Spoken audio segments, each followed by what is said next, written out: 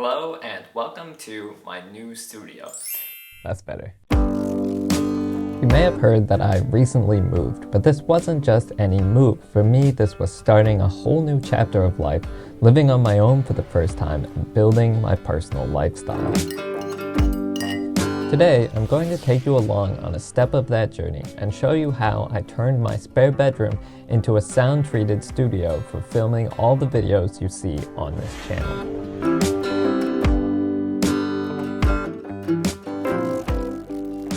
This is the third and final installment of my moving series, A New Chapter.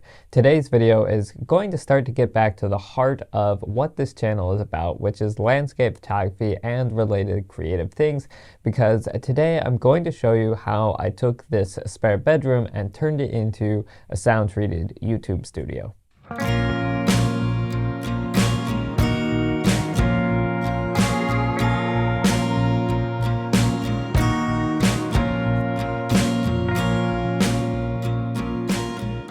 One of the things I was really excited for when I moved was to be able to designate a space for my hobbies.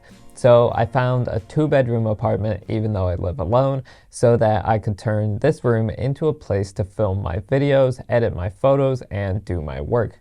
Previously, when I was living with my parents, I filmed all of my videos in my bedroom, and while that definitely worked, it was inconvenient in a lot of ways. I mean, I needed to be able to go to the bathroom in the night without crashing into a tripod. Now, if you are someone who is interested in getting started making some videos, chances are you don't need to do any of the things that I'm about to talk about.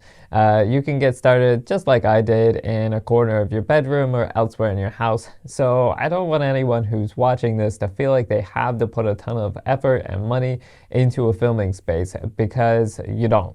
I'm also not an expert in this, and I know this isn't the most professional setup, so understand that I'm just sharing what I've done to make it easier for me to enjoy my YouTube hobby. One of my biggest goals was to lower the time that it takes to set up and film a video.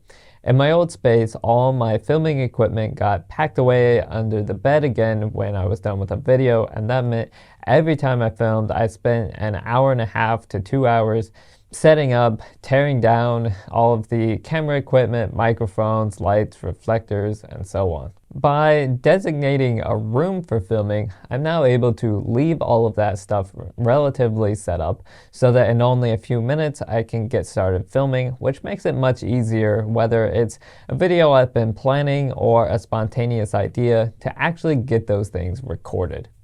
The other main goal was to sound treat the room. Again, because my filming setup before always had to be temporary, it was really hard to do that. The purpose of sound treatment is to improve the acoustics of a room, typically using soft materials like foam to absorb sound and stop it bouncing. This differs from soundproofing, which is used to isolate sound. While my sound-treated room does a lot to reduce various sounds, if there's something loud outside like a siren, I'll definitely hear that in here. However, the sound treatment can significantly improve the audio quality by reducing reverberations. The first thing I did was to sound treat the window. I still wanted this to be a functional window because this room is where I work, and so I don't want to be in a sad windowless room all the time. At the same time though, the glass reflects a lot of sound and the big window lets in a lot of light, and that's just really hard to control with just the blind. So I bought some heavy lined blackout curtains, which not only block the light but also reduce the sound bouncing off the window as well as passing through it.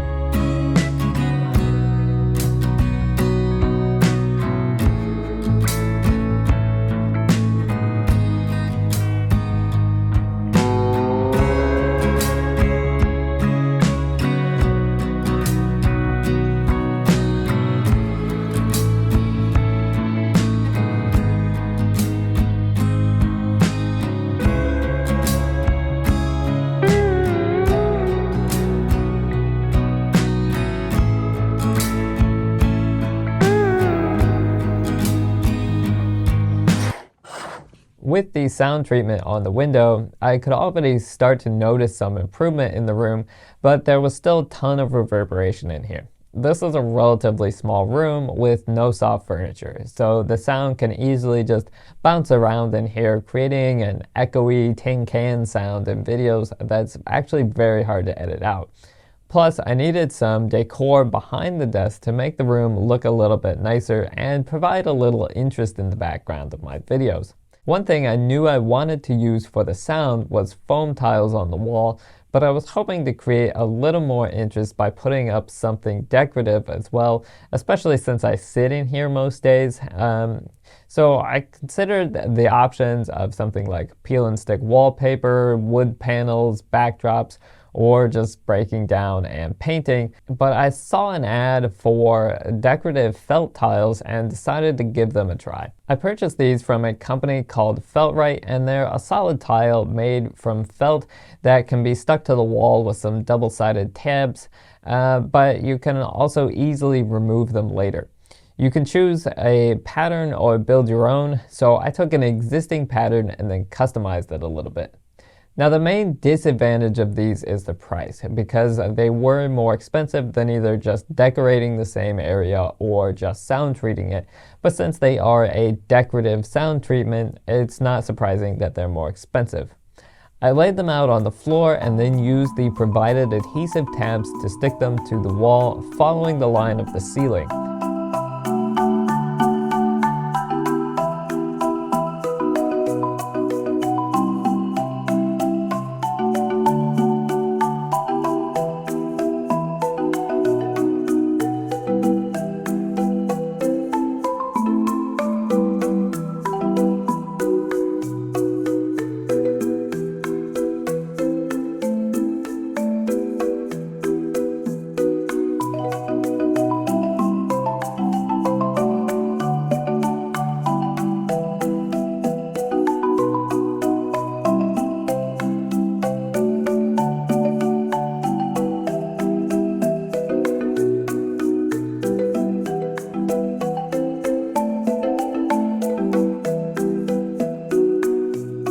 One thing that went wrong in this process was that when I finished, because I had started at the top, I noticed that the bottom of the design was a good bit higher than I had expected.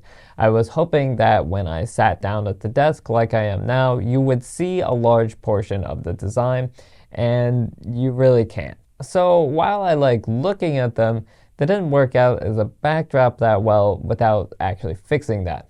When I double checked everything, I found that the measurements the company put on the receipt did not match the actual height of the completed design. So if you're going to put up something like this, make sure you lay it out and measure it first.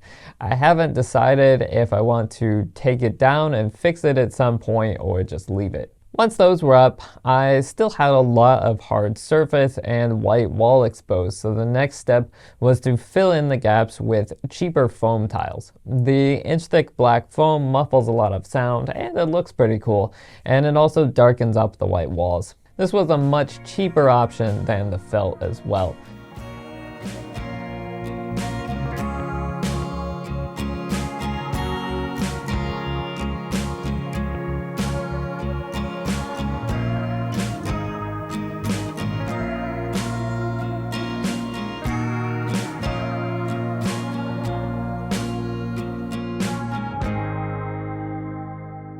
The 50 tiles shipped compressed into a small box, and even after leaving them laid out for 24 hours as instructed, they still had not fully expanded properly, but I had the idea to try steaming them. First, I just held them over the humidifier, and since that seemed to help, I got out the closed steamer to decompress them. Okay, so I'm here in the room that is going to be my studio. Obviously, it's not at all set up yet, so as I'm sure you can tell at this point, it is very echoey in here. I have the first pack of acoustic panels here, and I just wanted to show you guys opening them up. These are just some relatively inexpensive foam panels that I bought off of Amazon. They're an inch thick, and they're going to go on the wall next to the desk. And so these are 51-inch panels. They're in this vacuum sealed pack. And so I actually need to open them up and let them expand for a few days before I can start to put them on the walls.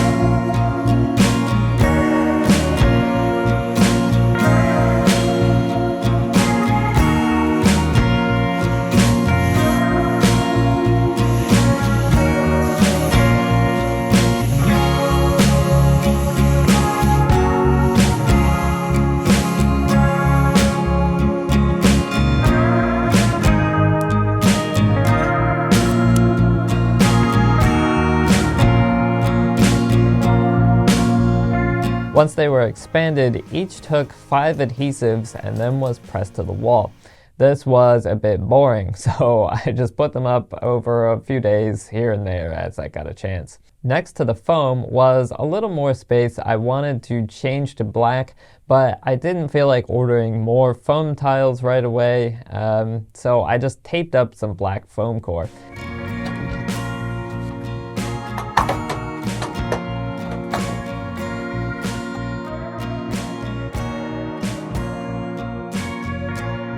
That was a quick and easy way to cover a bit of white space on the wall that I wanted to make sure wasn't visible in my videos.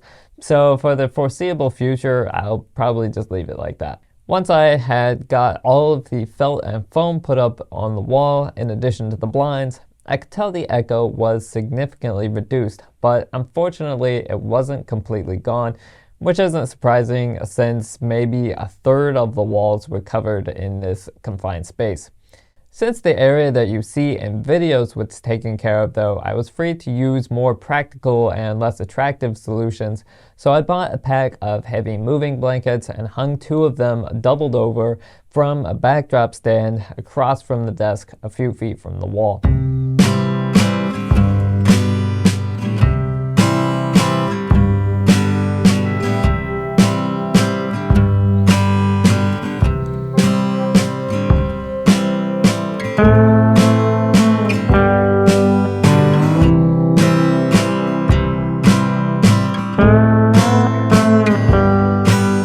Adding these blankets did a huge amount to finish reducing the reverberations in here. I'll give you a little unfiltered audio now so that you can see how it sounds without any of my adjustments applied. My audio quality probably could still be a bit better, but the way to improve it further would be to buy better mics since I'm recording on a $12 lav mic at the moment. Without sound treating the space, though, it didn't make much sense to buy fancy mics because I didn't think you probably would notice the sound quality improvements because of how much echo there was. Now for my camera setup, I currently have 2 options. The main camera angle, which you're seeing now, is set up with the camera and teleprompter on my big tripod looking through the opening between those 2 sound blankets. I went ahead and put a shotgun mic on there as well as a backup audio in case my preferred audio from the lav mic just runs into some issues as it's recording to my phone.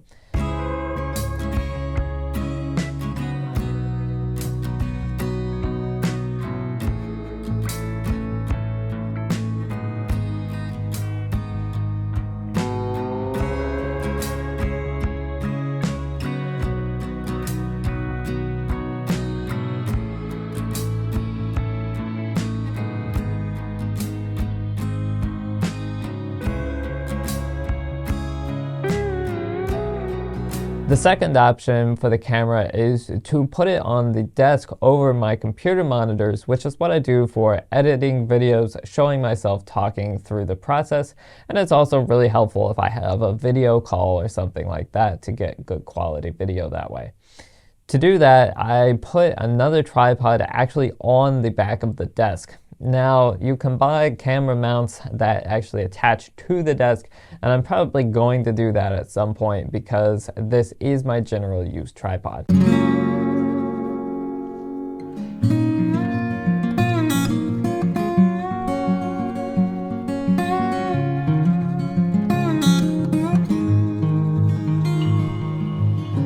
When I've done those editing videos in the past, I've used my phone as a second angle, which I can do in here as well, but the quality from my phone isn't nearly as good as it is from the camera.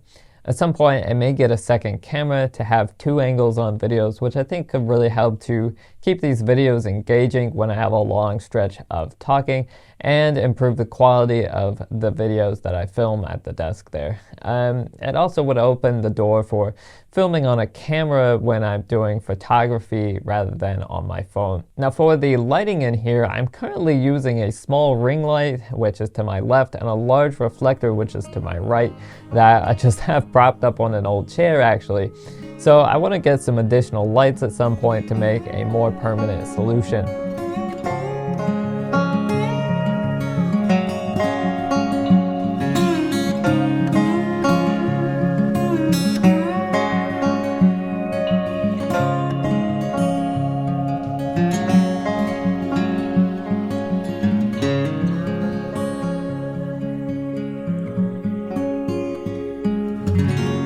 other couple unfinished areas in here are the corner by the desk and the closet. In the corner, I hope to put a plant shelf with houseplants, which may also make a good second place to film.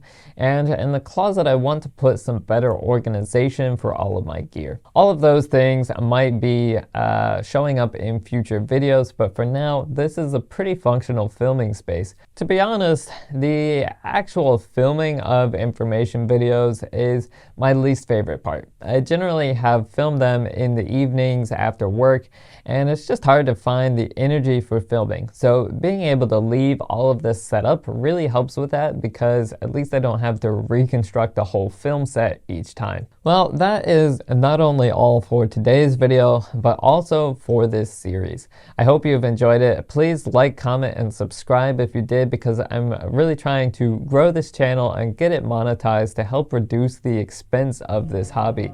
As always, thank you so much for watching, and I will see you in the next one.